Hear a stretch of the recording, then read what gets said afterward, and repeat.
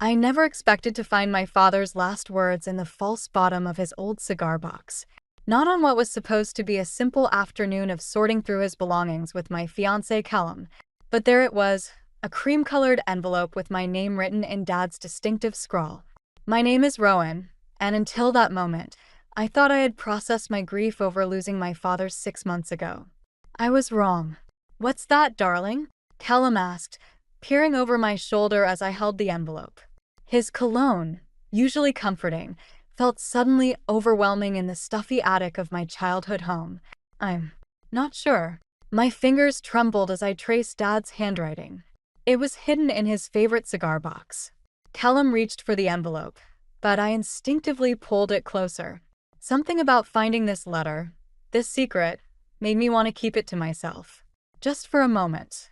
"Come on, love. Share with the class," he said with that charming smile that usually melted my defenses. But not this time. "I think I need some air," I managed, already heading for the attic stairs. "Could you finish boxing up the rest?" I didn't wait for his response. My heels clicked against the hardwood as I made my way to Dad's study, the one room in the house that still felt like him. The leather chair creaked as I sat behind his massive oak desk, the envelope now feeling heavier than it should. Inside, I found 2 pages filled with Dad's precise handwriting. "My dearest Rowan, if you're reading this, then either I'm gone, or you've become as nosy as your mother. I'm betting on the former, though I hope I'm wrong. There are things I need to tell you, things I should have said while I was alive. But timing and courage failed me, and now I can only hope this letter finds you before it's too late. You're probably wondering why I hid this letter. The truth is, I've discovered something that changes everything, about our family's legacy, about the people close to you, and about the fortune everyone thinks I've left behind. Trust your instincts, sweetheart. They've always been sharper than mine. When something feels wrong, it usually is. Watch carefully those who seem most interested in what I've left behind. Not everything or everyone is what they appear to be. In my office safe combination your birthday, you'll find documents that will explain everything. But be discreet. Share this information with no one except your mother. She knows more than she lets on. Most importantly, remember that real wealth isn't always measured in dollars and cents. Sometimes it's measured in the wisdom to know who to trust. I love you, my girl. Stay strong. Dad." I read the letter 3 times, my heart pounding harder with each pass. What was Dad trying to tell me? And why the secrecy? A floorboard creaked behind me, and I quickly folded the letter, shoving it into my pocket. Callum appeared in the doorway, his smile slightly strained. "Found you," he said, leaning against the doorframe. "Everything okay?" "You rushed out rather quickly." "Just needed a moment," I replied, forcing a smile. "Dad stuff, you know? More emotional than I expected." He nodded sympathetically, but something in his eyes made me uneasy. Or maybe it was just Dad's words making me paranoid. "Speaking of your father's things," Callum said, his tone carefully casual. "Have you given any more thought to when we might meet with the estate lawyer? Just to get everything sorted before the wedding." The question seemed innocent enough, but combined with Dad's warning, it hit differently. Why was my fiancé so interested in my father's estate? "Soon," I said vaguely, my hand unconsciously touching the letter in my pocket. "There's still a lot to process." As Callum nodded and turned to leave, I glanced at the painting behind Dad's desk, the one concealing his safe. Whatever secrets lay behind it would have to wait until I was alone. But one thing was certain, nothing about this felt right. And Dad had taught me to trust my gut. I barely slept that night, Dad's letter burning a hole in my thoughts. The next morning, as I opened my boutique, my phone buzzed with a message from Callum. "Mother insists on treating you to lunch. The plaza at 1? She won't take no for an answer." Great. Just what I needed. An afternoon with Gwendolyn Hayes and her surgical smile. The morning crawled by as I helped customers, my mind elsewhere.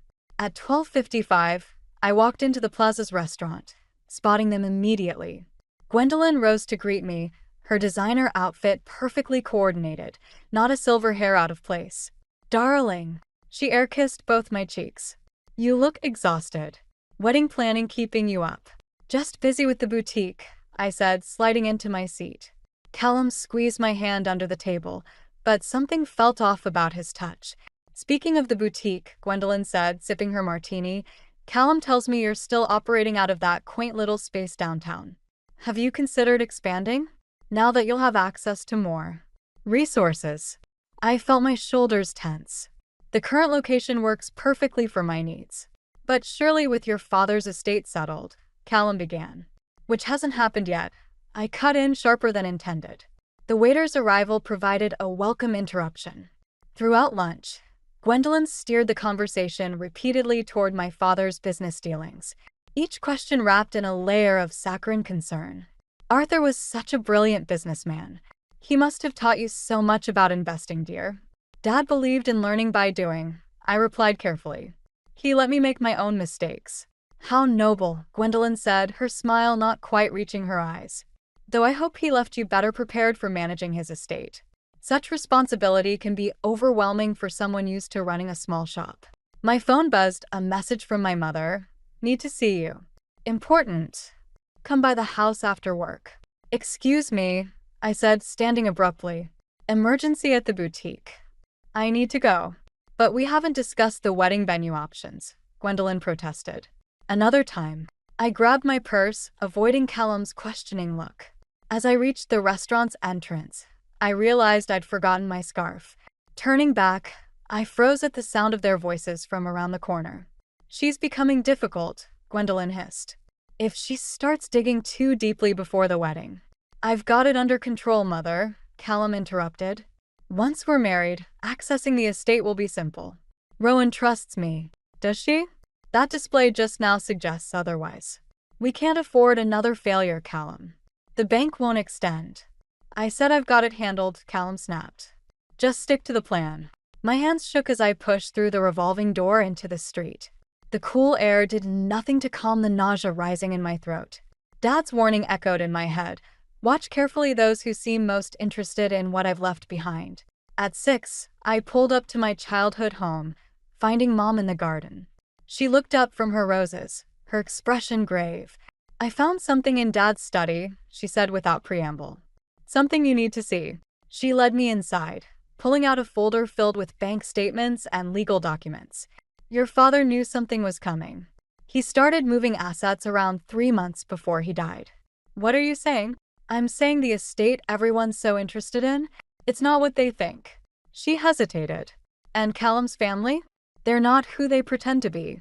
Mom, what do you know about them? She opened her mouth to answer, but her phone rang, Gwendolyn's name flashing on the screen. Mom declined the call with a grimace. She's been calling all day, wanting to catch up, Mom said. Listen to me carefully, Rowan. Don't sign anything. Don't agree to anything. And whatever you do, don't tell them about. The doorbell rang, cutting her off. Through the front window, I caught a glimpse of Callum's familiar silhouette. Back door, Mom whispered, shoving the folder into my hands. Go. We'll talk tomorrow. As I slipped out through the garden, I heard Callum's voice. Evening, Lila. Is Rowan here? We need to discuss the wedding plans. I clutched the folder to my chest, my engagement ring suddenly feeling like a dead weight on my finger. What exactly had I gotten myself into? I spent the night poring over the documents Mom had given me, each page revealing another crack in the perfect facade of my life. By morning, my dining room table looked like a crime scene investigation, with papers spread everywhere and my father's letter propped against an empty wine glass. The doorbell rang at 7 a.m. Through the peephole, I saw Mom, looking like she hadn't slept either. You need to see this, she said, brushing past me with a laptop. I've been up all night digging through your father's old emails. The Hayes family, they've done this before. She pulled up article after article. Different names, different cities, but the same pattern. Wealthy families, sudden marriages, mysterious bankruptcies. They're not even using their real names, Mom said, her voice tight. Gwendolyn Hayes was Gwendolyn Porter 5 years ago. And Callum? My phone buzzed. Callum's face lit up the screen. Don't answer, Mom whispered. I let it go to voicemail, but my hands were shaking. I need to check the safe, I said. Dad's safe in his study. He mentioned it in the letter. 20 minutes later, we stood in Dad's study. I entered my birthday into the safe's keypad, hearing the satisfying click. Inside, we found more documents, a USB drive, and a small red notebook. Your father's private ledger, Mom said, reaching for it. The front door opened downstairs. Callum's voice echoed through the house. Rowan? Your car's outside. Are you here? Mom shoved the notebook into my hands. Backstairs. Go. I'll handle him. I slipped out just as Callum's footsteps reached the study. Lila. I didn't expect to find you here. My house, remember? The better question is why you're here, letting yourself in without knocking. Their voices faded as I made my way through the garden. In my car, I opened the notebook with trembling fingers. Numbers, dates, and names filled the pages. But one entry made my blood run cold. Hayes connection confirmed. Same group from the Morrison case. Protecting Rowan must come first. My phone buzzed again, a text from Callum. Where are you? We need to talk about the wedding. Mother's worried you're having doubts. Another text followed. By the way, did you remove anything from your father's study?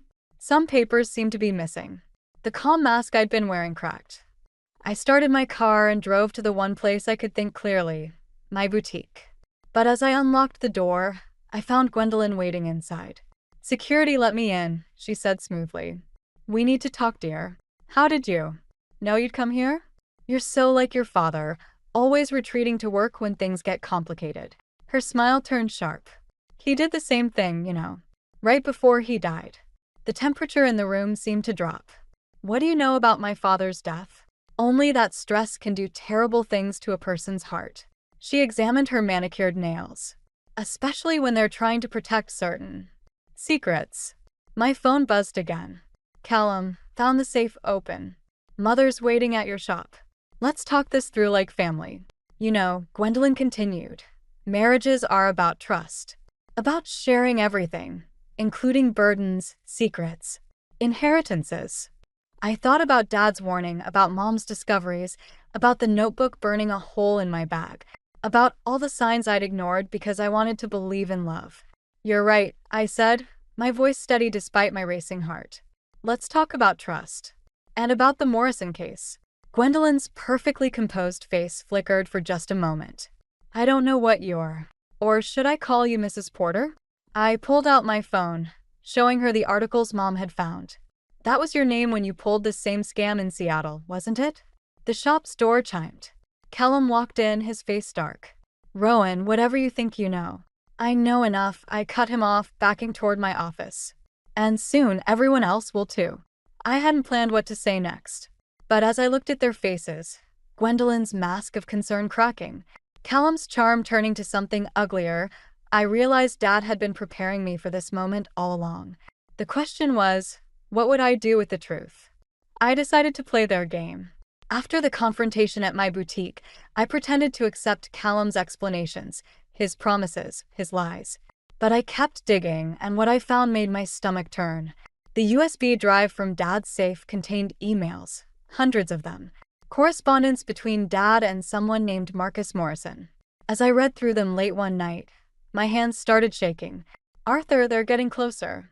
Gwendolyn Porter and her son have already emptied the Peterson account. Sarah Peterson killed herself last week.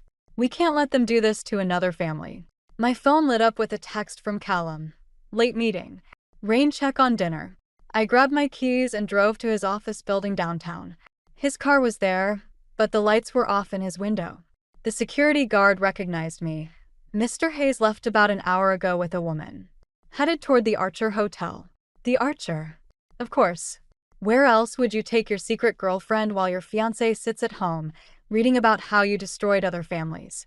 I found his car in the hotel parking lot. Sitting there, watching the entrance, I felt oddly calm, like everything was finally making sense. The rushed engagement, the constant questions about Dad's estate, the way he always changed the subject when I mentioned prenuptial agreements. My phone buzzed. Mom, don't do anything rash. Come home. There's more you need to know. But I was already walking into the hotel, Dad's voice echoing in my head. Trust your instincts. The desk clerk didn't even hesitate when I mentioned being Callum's fiancé. Oh yes, Mr. Hayes is in the bar with Miss Peterson. Peterson. Like Sarah Peterson, who killed herself. They were sitting in a corner booth, heads close together.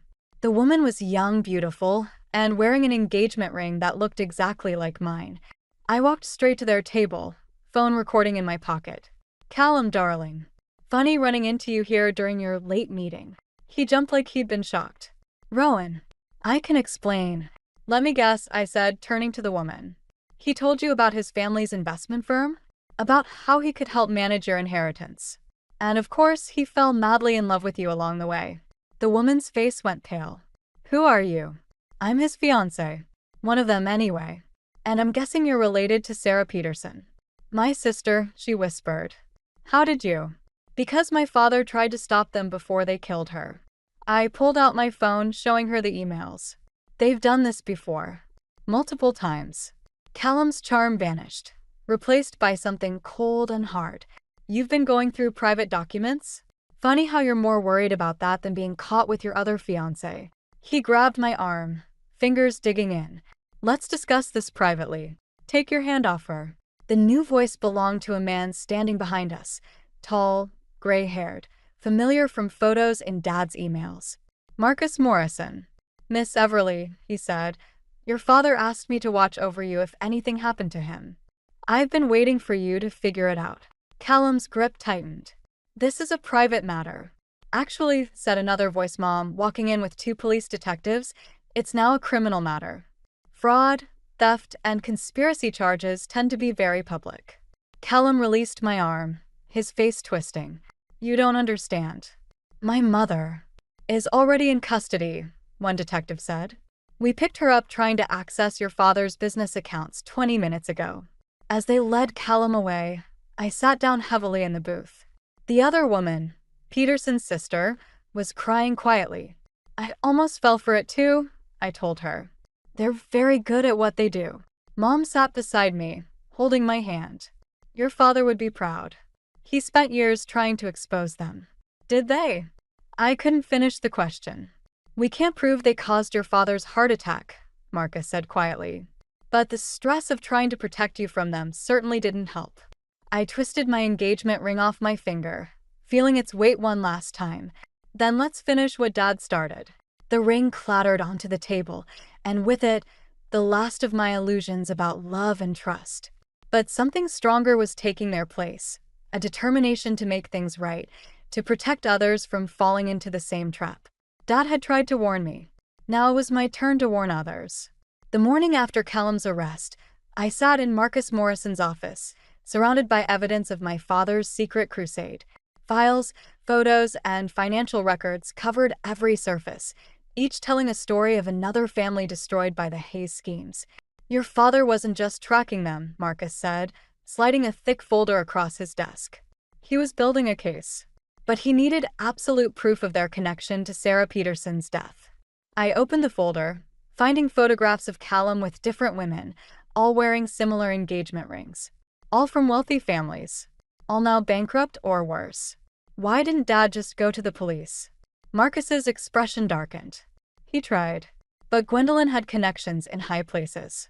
Each time we got close, charges would mysteriously disappear. Witnesses would recant. My phone buzzed, a text from an unknown number. We should talk. About Arthur. About what really happened to him. Gee. Gwendolyn, I whispered, showing Marcus the message. He reached for his phone, but I stopped him. Wait. Maybe we should hear what she has to say. It's too dangerous. Dad died trying to stop them. I need to know why. The county jail's visiting room was cold and sterile. Gwendolyn sat across from me, her designer outfit replaced by an orange jumpsuit, but her composure remained intact. I knew you'd come, she said, studying me. You have your father's curiosity. His determination. It's what got him killed, you know. My hands clenched under the table. What do you mean? Arthur was getting too close. He'd discovered our offshore accounts, our connections to certain influential people. People who couldn't afford exposure. She leaned forward. But he made a mistake. He tried to warn the wrong person. Who? Check his calendar for March 15th. The day before his heart attack. Her smile turned predatory. But be careful, dear. Some truths are better left buried. Back at Dad's house, I found his old planner in his desk. March 15th had a single entry. Dinner, Judge Matthews. My blood ran cold. Judge Matthews. The same judge who had dismissed 3 cases against the Hayes family. Mom appeared in the doorway. I was hoping you wouldn't find that. You knew. Your father told me everything the night before he died. He was going to expose Judge Matthews' connection to Gwendolyn. But someone warned them. I stared at her, realization dawning. The morning of his heart attack, you said he had a breakfast meeting with his old friend from the DA's office. Mom's voice cracked. Who happened to be Judge Matthews' brother-in-law? My phone buzzed again, Marcus. Found something in the offshore accounts. Come quickly. At his office, Marcus pulled up financial records on his computer. Look at these transfers. The morning of Arthur's death, someone moved millions between accounts. But the signature algorithm matches. Matches what? Your boutique's corporate account. Someone used your business to launder their money. And the authorization. He pointed to a familiar name on the screen. My heart stopped. The authorization came from my accountant, the one Callum had recommended when we got engaged. They were setting me up, I whispered.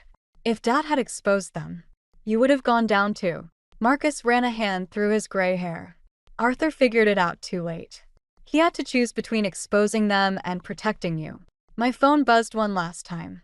Another unknown number, like father, like daughter. Back off or history repeats itself. Some hearts just can't take the strain. I thought about Dad, about his final choice, about the legacy he left me, about justice and revenge, and the fine line between them. We need to end this, I said, my voice steady despite my racing heart. Not just for Dad, but for everyone they've hurt. Marcus nodded grimly. But they're watching you now. One wrong move. Then we'll give them exactly what they're watching for. I pulled out Dad's notebook, flipping to the last page. Dad left a plan. A way to trap them all. Judges, lawyers, everyone. But it's risky. How risky? I met his eyes. I'll have to die first. The plan was insane. Dangerous. Probably illegal. But as I thought about Sarah Peterson, about my father, about all the lives destroyed by greed and corruption, I knew there was no other choice. Sometimes to serve justice, you have to be willing to lose everything.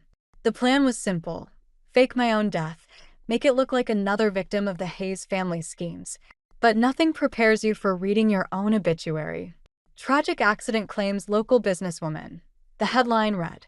The article detailed how I'd apparently driven my car off Clayton Bridge after discovering irregularities in my boutique's finances. The same bridge where Sarah Peterson had died. I watched the funeral from Marcus's car, parked far enough away to stay hidden. Mom knew the truth, of course, she had to. But watching her pretend to grieve, seeing the real tears of my employees and friends, it felt like dying for real. Callum showed up in a perfectly tailored black suit, playing the devastated fiancé. Even from a distance, I could see him working the crowd, probably already sizing up his next target. They're taking the bait, Marcus said, checking his phone. Judge Matthews just called an emergency meeting with Gwendolyn's lawyer. But something felt wrong. Callum was too composed, too calculated in his movements. Like he was performing for someone. That night, I snuck into my boutique's office, using the back entrance key I'd never turned in. I needed to check the safe to make sure the evidence we'd planted was still there. The office door was already unlocked. I was wondering when you'd show up. Callum sat in my chair, his feet propped on my desk. Behind him stood Judge Matthews and 2 men I didn't recognize. You really are your father's daughter, Callum said, smiling that charming smile I'd once loved. He tried the same trick. Faking evidence, planning his big reveal. Right up until his heart gave out. Gave out. I kept my voice steady. You mean until you made it give out. Potassium chloride, one of the unknown men said. Untraceable in most toxicology reports. Especially when the victim has a history of heart problems. My blood ran cold. They hadn't just let Dad die. They'd murdered him. The question is, Judge Matthews said, what should we do with you? You can't touch me, I said. Everything's already been sent to the FBI. No, Callum replied, it hasn't. Because Marcus Morrison won't be delivering anything to anyone. My phone buzzed. A photo appeared, Marcus's car, wrapped around a tree. Another accident. You see, Callum continued, standing, we own this city. The police, the judges, even some of those federal agents you were counting on. Your father never understood that. But you will.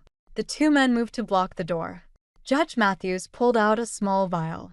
The thing about faking your death, Callum said, is that sometimes it becomes real.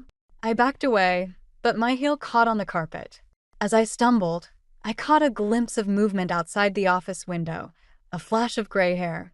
Before you kill me, I said, playing for time, don't you want to know where the real evidence is? Callum's smile faltered. What real evidence? Dad's backup plan. The one even Marcus didn't know about. I forced a laugh. Did you really think he'd trust everything to one person? The men exchanged glances. Judge Matthews stepped forward. Where is it? In a safe deposit box. Time locked. If I don't enter the code every 24 hours, everything goes public. She's bluffing, Callum snapped, but uncertainty crept into his voice. A siren wailed in the distance, growing closer. Maybe I am, I said. Wanna risk it? Because this time, I made sure everyone would know exactly who to blame for my death. The sirens were definitely heading our way now. Judge Matthews grabbed Callum's arm. We need to go. Now. They rushed out the back door, just as police cars screeched to a stop outside. Mom burst in through the front, followed by FBI agents. Real ones this time. Marcus? I asked. Safe, Mom said, hugging me. He called us as soon as he spotted them following you. I sagged against her, the adrenaline draining away. We'd gotten what we needed. Judge Matthews and his thugs on camera, confessing to Dad's murder. But Callum had slipped away again. He'll be back, I said, watching the agents photograph the vial they'd left behind. He won't be able to help himself. Mom squeezed my hand. Then we'll be ready. But as I stood in my darkened office, surrounded by evidence of how deep the corruption went, I wondered if anyone could ever really be ready for what was coming next. 3 days after the confrontation at my boutique, Callum walked right into our trap. He showed up at Dad's estate auction, the one I'd arranged to settle outstanding debts. The great room was packed with potential buyers, but I spotted him immediately, lurking near the back. He'd grown careless, desperate, just as Dad's notes predicted he would. Law 156, the auctioneer announced. Arthur Everly's private safe contents, unopened. Bidding starts at $50,000. Callum's hand shot up immediately. No surprise there. He thought Dad's evidence was inside. I let him win the bid. Congratulations, sir, I said, approaching him afterward. Would you like to open it now? His eyes narrowed. You're supposed to be dead. Sorry to disappoint. Again. I gestured to the safe. Shall we? He followed me to a private room, where Marcus and Mom waited with the FBI agents. But Callum just smiled. That familiar, confident smile that once made me trust him. You still don't get it, do you? He pulled out his phone. One call and certain judges will make sure that all evidence disappears. I opened the safe. Like this evidence? Inside lay a single envelope, addressed to him. What game are you playing? Open it. His hands shook slightly as he tore open the envelope.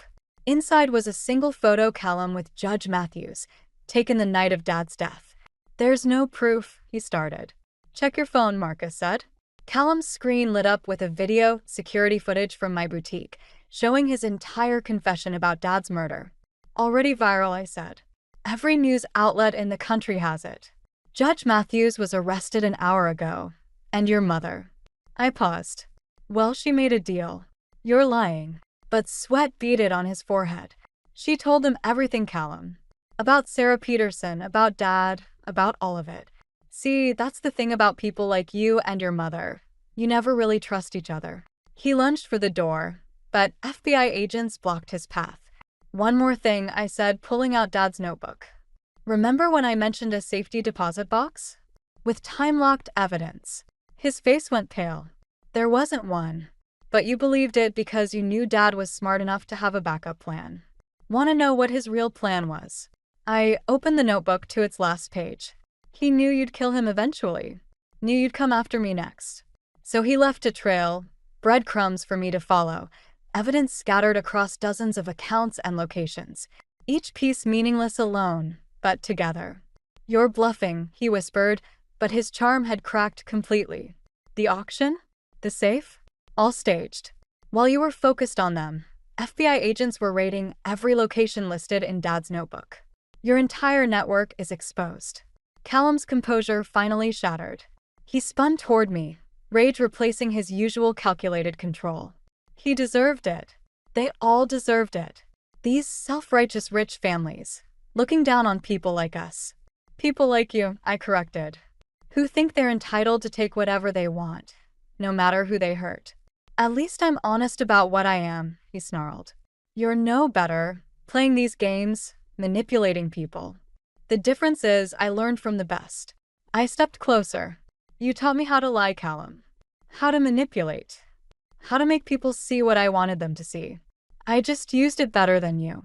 As the agents led him away, he turned back one last time. Your father was weak. He died afraid. No, Mom said, speaking for the first time. He died protecting what mattered most. That's not weakness. It's the greatest strength there is. I watched them take him away, feeling neither triumph nor satisfaction, just a quiet certainty that Dad would have understood. Marcus touched my shoulder. It's over. But I knew it wasn't. Not completely. There would always be people like Callum, like Gwendolyn, like Judge Matthews. The only question was whether there would be enough people willing to stand against them. Dad had made his choice. Now I'd made mine. 6 months after Callum's arrest, I stood in Dad's study one last time. The house had sold yesterday, but there was one final thing I needed to do. The safe opened with a familiar click. Inside lay a single key I'd never noticed before, taped to the back wall. A sticky note accompanied it, for when you're ready. Dad. Mom appeared in the doorway. I wondered when you'd find that. You knew about it? She nodded. Arthur left instructions. Said you'd know when it was time. The key led us to a small law firm downtown, to a safety deposit box that had been paid up for 50 years. Inside, I found another letter. My dearest Rowan, if you're reading this, then you faced your storm and emerged stronger. I always knew you would. What you found wasn't just about justice. It was about understanding that true strength lies not in revenge, but in protecting others from experiencing the same pain. There's one last thing I need to tell you. The boutique you built? It wasn't just your dream. It was mine too. A legitimate business, built on honest work and real connections. Everything I wished I'd done differently. Check the account number below. It's your real inheritance. Not money from schemes or manipulation, but from 20 years of quiet investments in people who needed second chances. People like us. Use it wisely. Use it kindly. I love you, Dad. The account contained millions, all legitimate, all traceable to small business loans Dad had given over the years. Loans that had been paid back with interest and gratitude. That evening, I sat with Marcus in my boutique, watching the sunset through the windows. Sarah Peterson's sister called, he said. The foundation you started with your father's money? It's already helped 3 families avoid foreclosure. I nodded, thinking of all the other families out there, vulnerable to people like Callum. Dad's letter said strength lies in protection, not revenge. I think I finally understand what he meant. Speaking of Callum, Marcus hesitated. He's offering to testify against the remaining network. Wants a deal. Let him, I said. The truth matters more than punishment. My phone buzzed, a text from Mom. Found something else in the study. Come quick. At the house, Mom handed me a small box. Inside was Dad's old watch, the one he always wore. But something was different about it. Press the crown, Mom said. The watch face popped open, revealing a hidden compartment. Inside was a micro SD card and another note. For the next time someone like them comes along. Because they always do. Love, Dad. I smiled, sliding the card into my phone. More evidence, more names, more connections. Dad's insurance policy for the future. He knew, didn't he? I asked Mom. Knew I'd have to face something like this eventually? He knew you'd be strong enough when you did. She squeezed my hand. The question is, what will you do now? I thought about the foundation, about Dad's network of quiet investments, about all the people still vulnerable to schemes and manipulation. I'm going to do what Dad did, I said. Watch. Protect. Build something real. And if someone else like Callum comes along? I touched the watch, thinking of all it represented. Not just evidence and protection, but a father's love and foresight, a legacy of quiet strength. Then they'll learn what we learned, I said. That real power isn't in taking. It's in giving people the means to protect themselves. As we locked up the house one last time, I caught a glimpse of my reflection in the window. Stronger now, wiser, but still my father's daughter. Still carrying his legacy, but making it my own. The next morning, I opened my boutique early. A young woman waited outside, desperate, afraid, clutching papers that looked suspiciously like the ones Callum used to prepare. "Can you help me?" she asked. "Someone said you might understand." I touched Dad's watch, feeling its weight against my wrist, and opened the door wider. "Come in," I said. "Let's talk about second chances. Some legacies, I've learned, aren't about money or revenge or even justice. They're about the choices we make when facing the darkness, and the light we choose to share afterward. Dad taught me that, and I intend to teach others." The sound of shattering glass jolted me awake. My heart hammered against my ribs as angry voices echoed through our two-story colonial. I glanced at my phone, 2:17 a.m. This wasn't their usual fighting hour. My name is Eliora, but everyone calls me Eli. At 17, I'd gotten pretty good at reading the rhythm of my parents' arguments. This one felt different, more final somehow. "How long?" My father's voice cracked with an emotion I'd never heard from him before. "How long have you been lying to me?"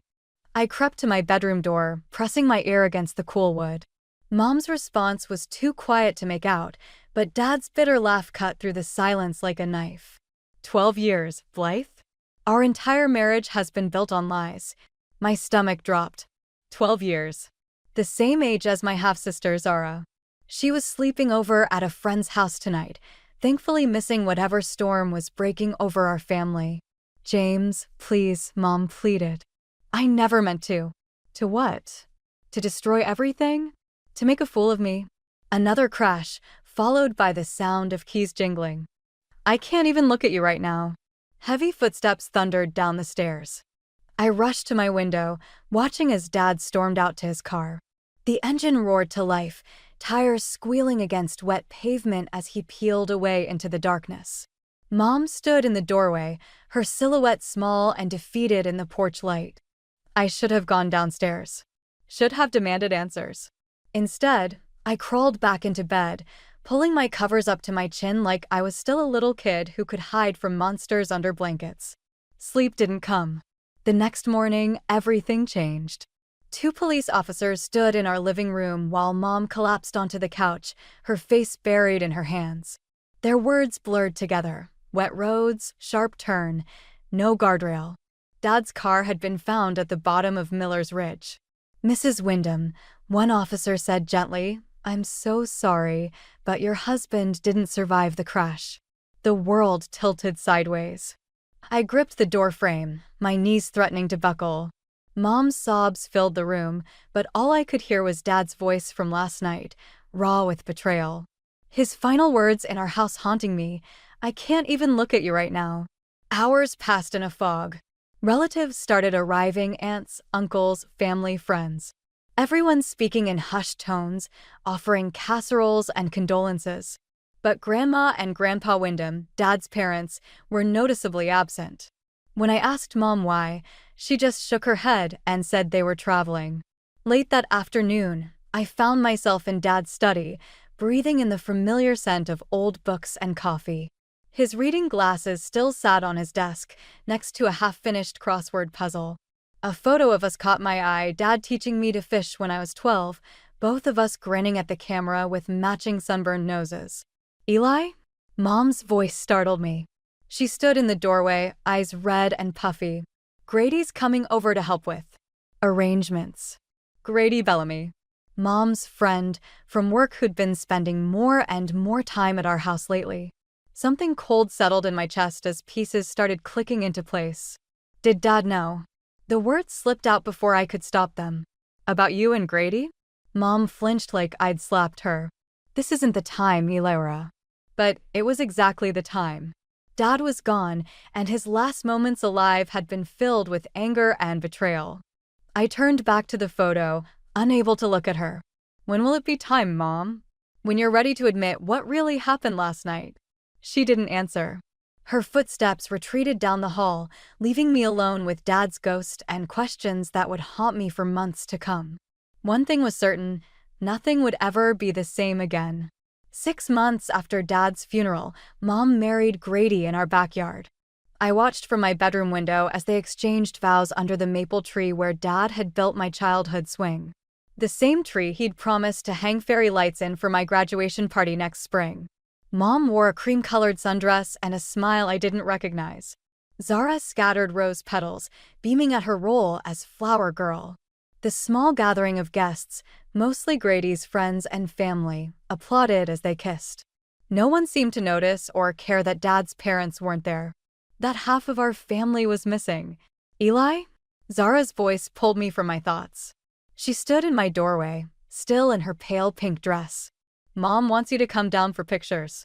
I'm not feeling well, I said, the same excuse I'd used to avoid the ceremony. Maybe later. Zara's face fell. But we're family now. Grady says. Grady isn't my father. The words came out sharper than I intended.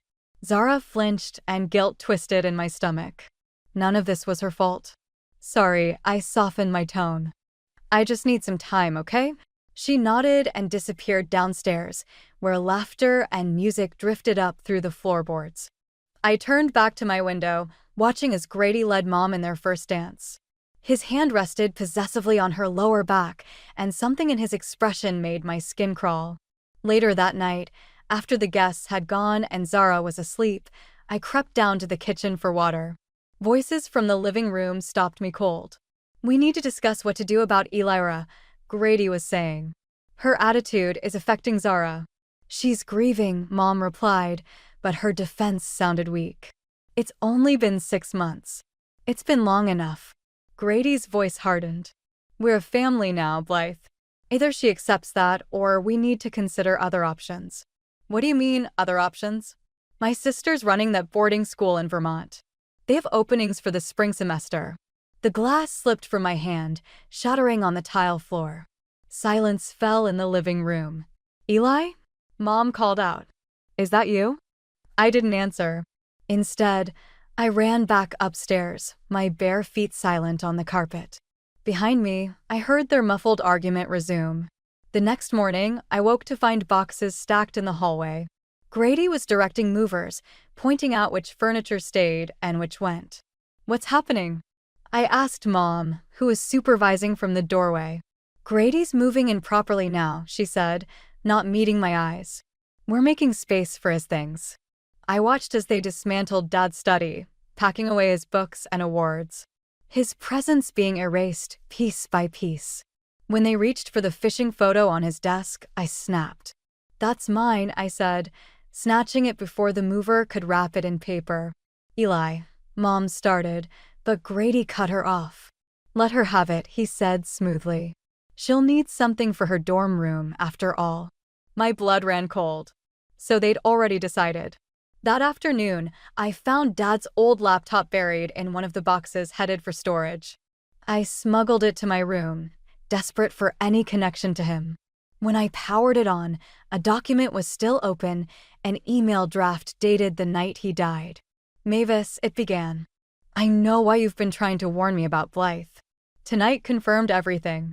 I need your help protecting. The message cut off there. My hands shook as I read it again. Grandma had tried to warn him? About what? A knock at my door made me quickly close the laptop. Grady stood there, his smile not reaching his eyes. Family meeting downstairs, he said. We need to discuss your future. I nodded, my mind racing. Dad's unfinished email felt like a key to a door I didn't even know existed. Whatever Grandma Mavis had tried to tell him, whatever truth she knew, I had to find out. But first, I needed to stop them from shipping me off to Vermont. The family meeting about Vermont never happened. Instead, I spent the night digging through Dad's laptop, looking for any connection to my grandparents. My search led me to a password-protected folder labeled Family Matters. After 3 tries, I cracked it my birthday, followed by Zara's. Inside, I found dozens of emails between Dad and Grandma Mavis, dating back 12 years. The most recent ones made my stomach churn. James, the DNA test results confirm what we suspected. Grandma had written, "You need to confront Blythe about Zara. And about Grady. This deception has gone on long enough." The timestamp showed Dad had read this email the morning before he died. A soft knock interrupted my reading. "Eli?" Zara's voice came through the door. "Can I come in?" I quickly closed the laptop. "Sure." She slipped inside, clutching her pillow. "I had a bad dream. Can I sleep here?" Looking at her now, knowing what I knew, made my heart ache. She wasn't just my half-sister, she was Grady's daughter. Dad had raised her believing she was his, while Grady and Mom kept their secret. "Of course," I said, moving over. As she settled in beside me, I noticed she was wearing Dad's old college sweatshirt as a nightgown. The sight made me want to cry. "Eli," she whispered in the darkness. "Why doesn't Grady want you to stay?" My breath caught. "What do you mean?" I heard him talking to Mom. "He said you're too much like Dad, that it's not healthy for anyone." Before I could respond, footsteps creaked in the hallway. The door opened, revealing Grady's silhouette. "Zara," his voice was tight. "What are you doing in here?" "I had a nightmare. Back to your room." "Now." She scrambled out of bed, shooting me an apologetic look before scurrying past him. Grady lingered in the doorway. "We need to establish some boundaries," he said. "Zara's impressionable. She doesn't need to be influenced by your attitude." "You mean she doesn't need to remember Dad?" The words felt dangerous in my mouth, but I couldn't stop them. "Or is there something else you're worried about?" His expression shifted, something cold flickering behind his eyes. "What exactly are you implying?" "Nothing," I said, but my hand instinctively moved to cover Dad's laptop. "Just wondering why you're so eager to send me away." He stepped into my room, closing the door behind him. "Listen carefully, Eliora. Your mother and I are trying to build something here. A fresh start. If you can't be part of that, there are other options. Like Vermont? Like wherever necessary." His gaze fell on the laptop. "What's that?" "Schoolwork." "On your father's computer?" He moved closer. "Hand it over." "No." I clutched it to my chest. "This isn't a request." He reached for it, but I scrambled backward. "Get out of my room." The door burst open. Mom stood there, looking between us with wide eyes. "What's going on?" "Your daughter's been going through James's personal files," Grady said. "Who knows what she's found?" Mom's face paled. "Eli, give me the laptop." "Why?" "Afraid of what else I might discover." I opened it, hands shaking. "Like these emails from Grandma Mavis? Or the DNA test results?" The color drained from Mom's face. Grady's hands clenched into fists. "How long were you going to keep lying?" I demanded. "Dad knew, didn't he? That night, when he left, he finally figured it out. About you too. About Zara." "Enough." Grady's shout made me flinch. "Blythe, handle this. Now." Mom stepped forward, tears in her eyes. "Sweetheart, please. It's complicated." "No, it's really not." I slammed the laptop shut. "Dad died thinking his whole life was a lie. And you're still lying, aren't you? To Zara, to everyone. Vermont isn't optional anymore," Grady cut in. "You're leaving next week." I looked at Mom, waiting for her to defend me. She just stood there, silent tears running down her face. "Fine," I said, my voice surprisingly steady. "But first, I'm calling Grandma Mavis." The threat hung in the air like smoke. Mom's gasp told me everything I needed to know. There were more secrets to uncover, and my grandparents held the key to all of them. Finding Grandma Mavis's number wasn't hard. It was still in Dad's phone contacts. What was hard was working up the courage to call while Grady and Mom were downstairs, probably plotting my exile to Vermont. I paced my room, phone clutched in my sweaty palm. The sound of Zara practicing piano drifted up through the floorboards, the same melody she'd been working on since Dad taught it to her last year. The thought of leaving her behind made my chest ache. Finally, I pressed call. 3 rings. 4. Then, hello? Her voice was exactly as I remembered, warm and strong. "Grandma?" Silence. Then a sharp intake of breath. "Elira? Is it really you?" "Yeah." My voice cracked. "I found Dad's emails. About the DNA test. About Mom and..." "Where are you?" She cut in, urgency replacing warmth. Are you at home? Yes, but… Listen carefully, sweetheart. Don't tell anyone you called me. Your grandfather and I are 3 hours away. We can be there by… The line went dead. I spun around to find Grady in my doorway, his hand on my room's phone jack. Calling hours are over, he said, pocketing the cable. You can't keep me from talking to my grandparents. Actually, I can. He stepped closer. Your mother signed the boarding school paperwork this morning. You're leaving Sunday. That's in 2 days. Better start packing. I pushed past him into the hallway, racing downstairs to find Mom. She was in the kitchen, methodically loading the dishwasher like everything was normal. You signed the papers? I demanded. Without even talking to me? She wouldn't meet my eyes. It's for the best, Eli. You need a fresh start away from all this. All what? The truth. The past, Grady said from behind me. Which is where it needs to stay. The piano music stopped abruptly. Zara appeared in the doorway, her face pale. You're leaving? No, I said, just as Mom said yes. But why? Zara's voice trembled. Is it because of me? Because I told you about what Grady said. Zara, Grady's tone carried a warning. Go to your room. No. She moved closer to me. I don't want Eli to go. I saw something dangerous flash in Grady's eyes. He stepped toward Zara, but I moved between them. Don't, I said quietly.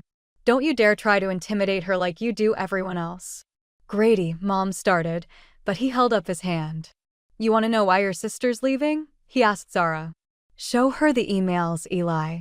Tell her everything you found. About her real father. About… Stop. Mom's shout made us all jump. A glass slipped from her hand, shattering on the floor.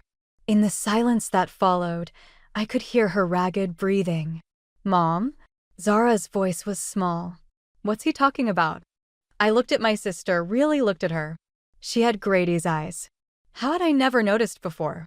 The truth sat like poison on my tongue, but I couldn't bring myself to say it. Nothing, I said finally. He's talking about nothing. Grady smiled, cold and triumphant. He knew he had me cornered. I could tell the truth and destroy Zara's world, or I could leave quietly and protect her from it. I'll go pack, I said, my voice hollow. But as I turned to leave, I caught sight of Dad's reflection in the kitchen window. No, not Dad.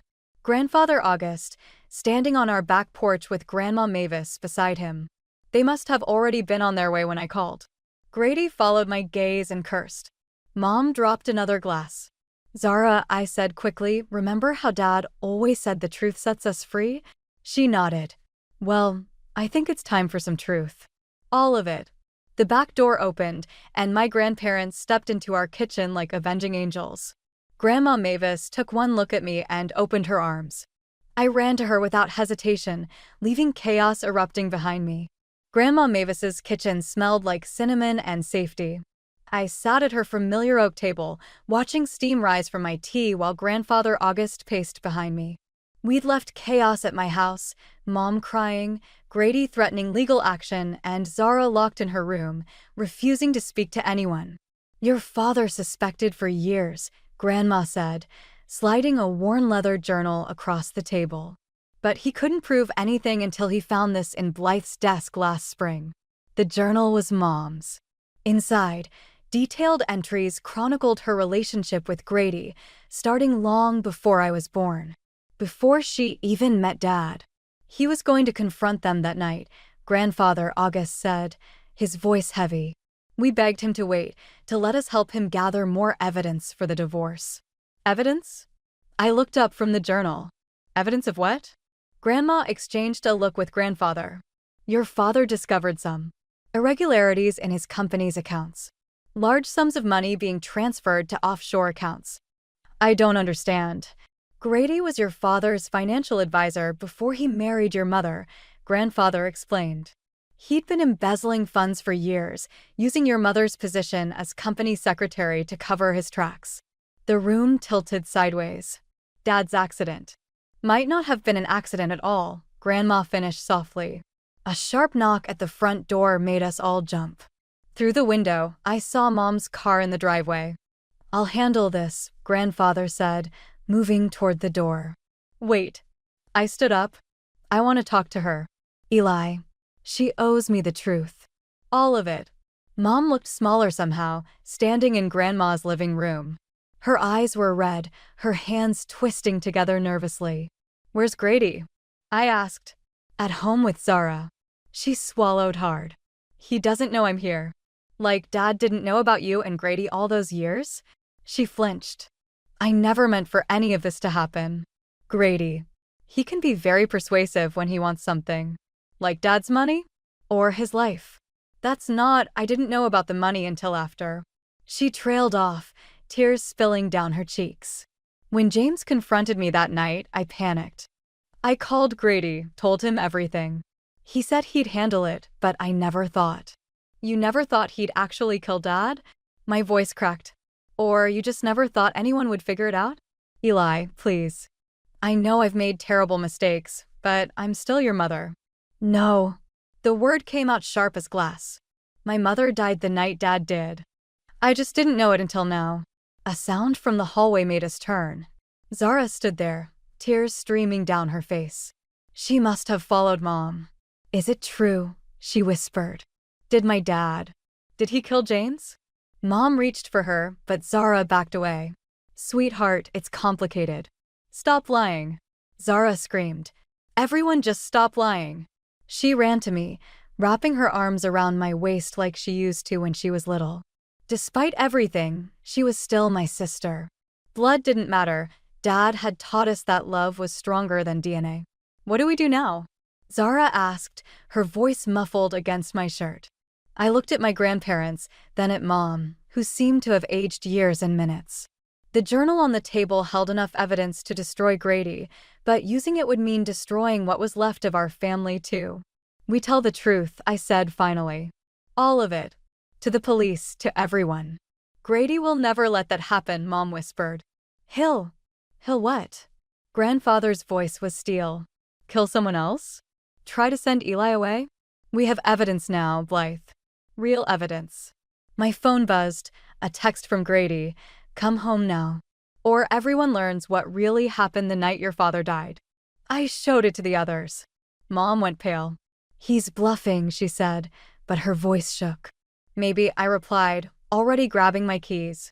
But I'm done running from the truth. Grandma caught my arm. You're not going alone. I looked at my sister, still clinging to me, then at the journal that held our father's death warrant. No, I agreed. We're all going. It's time to finish this. The house was dark when we pulled into the driveway. Too dark. Even the porch light was off, which Mom never allowed. Grandfather August insisted on calling the police, but I knew we couldn't wait. Every minute felt like another chance for Grady to destroy evidence, to bury the truth even deeper. He's expecting me, I said, gripping Mom's journal in my hands. Just me. Absolutely not. Grandma Mavis started, but I cut her off. Dad died trying to protect this family. I won't let that be for nothing. Before anyone could stop me, I was out of the car and up the front steps. The door was unlocked. Inside, the house felt wrong, like walking into a familiar room where all the furniture had been shifted slightly left. Grady. My voice echoed in the darkness. In here. His voice came from Dad's old study. I found him sitting at Dad's desk, illuminated by a single lamp. Dad's laptop was open in front of him, and beside it sat a familiar object that made my blood run cold. Dad's phone. The one the police said they never found at the crash site. Wondering how I got this? Grady's smile didn't reach his eyes. Amazing what you can retrieve from a ravine if you know where to look. You went back that night, I said, to clean up evidence. Smart girl. Just like your father. He gestured to the chair across from him. Sit. I remained standing. Where's Zara? Safe. Away from all this mess you're creating. He leaned forward. You know, James made the same choice you did, choosing truth over family. Look where that got him. You murdered him. I protected what was mine. His voice hardened. Like I'm going to do right now. The front door opened. Mom's voice called out, followed by Grandma Mavis's. Grady's expression darkened. I told you to come alone. I did. I held up the journal. And I brought what you really want. His eyes fixed on it. Your mother's little diary. James was so proud of himself for finding it. It has everything. The affair, the money transfers, all of it. Hand it over. I took a step closer to his desk. Tell me what happened that night first. The whole truth. He studied me for a long moment, then shrugged. Your father was going to ruin everything. The life I'd built, the future I'd planned. He called that night, said he was going to the police. I couldn't let that happen. So you followed him. I tried talking sense into him first. When that failed, he spread his hands. Sometimes accidents are necessary. Footsteps approached the study. I needed to keep him talking, keep him distracted. And Mom? Did she know? Blythe knows what she needs to know. Just like you're going to forget what you think you know, unless you want Zara to grow up without both her father and her sister. The threat hung in the air between us. I thought of Zara, already losing one father, now learning the truth about another. The journal felt heavy in my hands. You're right, I said quietly. Sometimes we have to protect what's ours. I held out the journal. As Grady reached for it, I let it fall. In his moment of distraction, I lunged for Dad's phone on the desk. But Grady was faster. His hand clamped around my wrist, twisting until pain shot up my arm. The phone clattered to the floor as he yanked me forward, his other hand going to my throat. I tried to be reasonable, he snarled. Tried to give you a chance to be smart about this. Let her go. Mom's scream came from the doorway. Everything happened at once. Grady spun me around, using me as a shield. Grandfather August appeared behind Mom, holding something that glinted in the dim light. And there, in the corner of the room, stood Zara. She must have been hiding there the whole time, recording everything on her phone. It's over, Grady, I managed to say through his chokehold. The truth's already out. His grip tightened. Then I have nothing left to lose, do I? The last thing I saw was Mom lunging forward, terror in her eyes, as Grady dragged me backward toward the window. Then everything went black. I woke to the steady beep of hospital monitors and the sensation of someone holding my hand. For a moment, I thought it was Dad, like when I had my appendix out at 12. But when my eyes focused, I saw Grandma Mavis, her face etched with worry. Welcome back, sweetheart, she whispered. The events in Dad's study came rushing back. Grady is in custody. Grandfather August stepped into view. Zara's video and your father's phone provided enough evidence. The police are reopening James's case. My throat felt raw where Grady's hands had been. Where's Zara? Here. She appeared at my bedside, eyes red from crying. I'm so sorry, Eli. I heard him on the phone earlier, planning to send you away. I knew something was wrong, so I hid in the study and recorded everything. You saved us all, I told her, squeezing her hand. A commotion in the hallway drew our attention. Mom burst in, followed by 2 police detectives. 5 minutes, one of them said. Then we need your official statement, Mrs. Bellamy. It's Wyndham, Mom corrected sharply. I'm going back to Wyndham. She approached my bed cautiously, like I might shatter. Eli, I need to tell you something. About your father's trust fund. The one he set up for my college? No. She pulled out a familiar envelope, the one I'd seen in Dad's desk the night he died. This is his letter to you. The one Grady tried to destroy. It explains everything. With shaking hands, I opened it. Dad's familiar handwriting filled the page. My dearest Eli, if you're reading this, then my suspicions about Grady were correct. I've documented everything, the embezzlement, the threats, the affair. But more importantly, I've secured your future. The trust fund isn't just for college. It's everything I had, transferred to an account only you and your grandparents can access. I knew Grady would come after me once he discovered what I'd done. But I couldn't let him steal your future like he stole our family's trust. Protect Zara. She's innocent in all this, and she'll need her big sister more than ever. And Eli? Remember what I always told you about truth and justice? Sometimes they come at a terrible price. But they're worth fighting for. All my love. Dad. I looked up at Mom, who was crying silently. You knew about this letter? Grady found it first, she admitted. He He used it to convince me to marry him. Said he'd destroy everything, the evidence, the trust fund, our family, if I didn't help him cover up what happened to James. So you chose him over the truth? Over Dad's justice? I chose what I thought would protect you and Zara. Her voice cracked.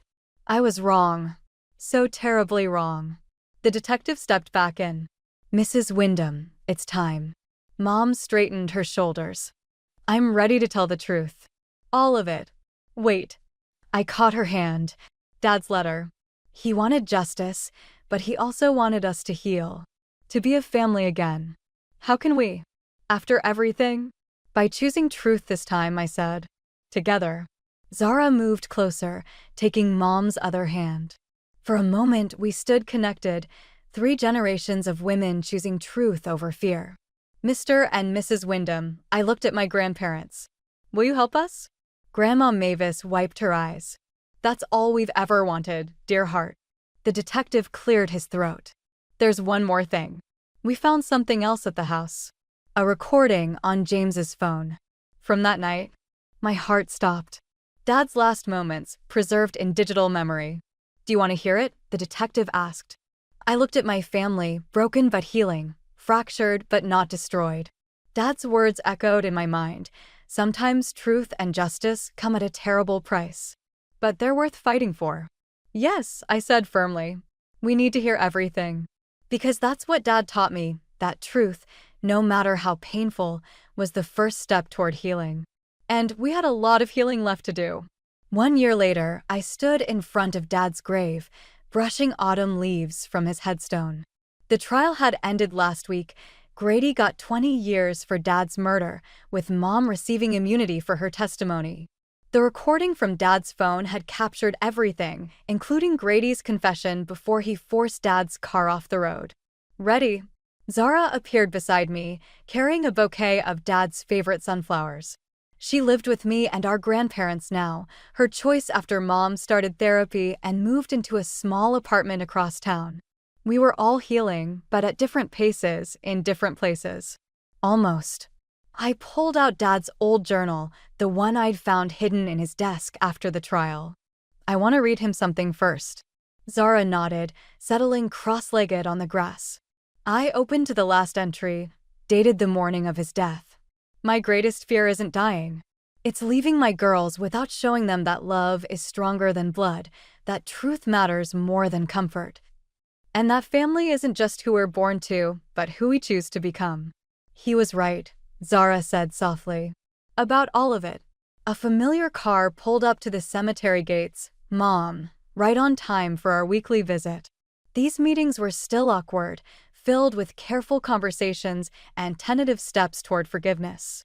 But we kept showing up, week after week, choosing truth over comfort, just like Dad taught us. Girls? Grandma Mavis called from behind us. Your mother's here. I closed the journal, tucking it back into my bag next to the acceptance letter from Dad's alma mater. The trust fund he'd set up would cover my tuition, but it was his words, not his money, that had guided me here. Mom approached slowly, carrying her own flowers. Her hair was graying at the temples now, and grief had etched permanent lines around her eyes. But there was something lighter about her these days, like setting down a heavy secret had allowed her to stand straighter. I found something, she said, holding out an envelope. In my old diary.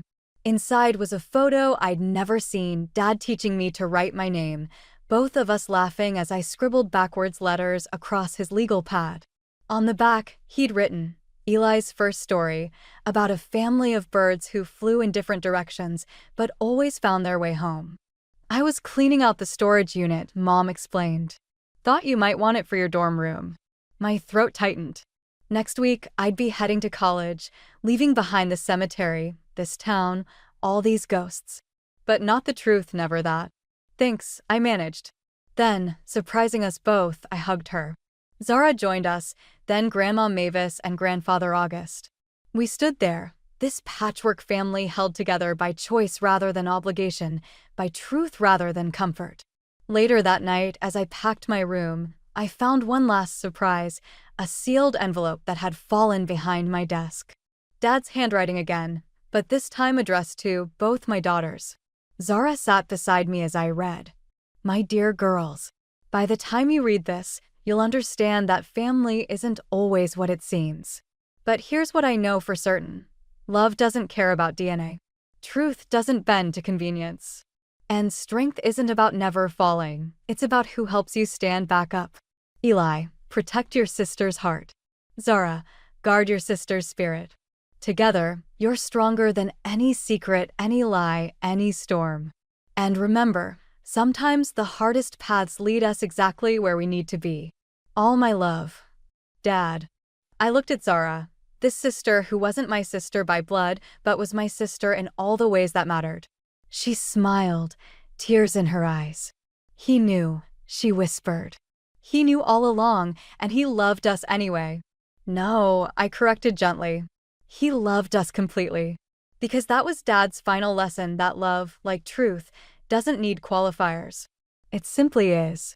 And sometimes, that's enough to build a future on.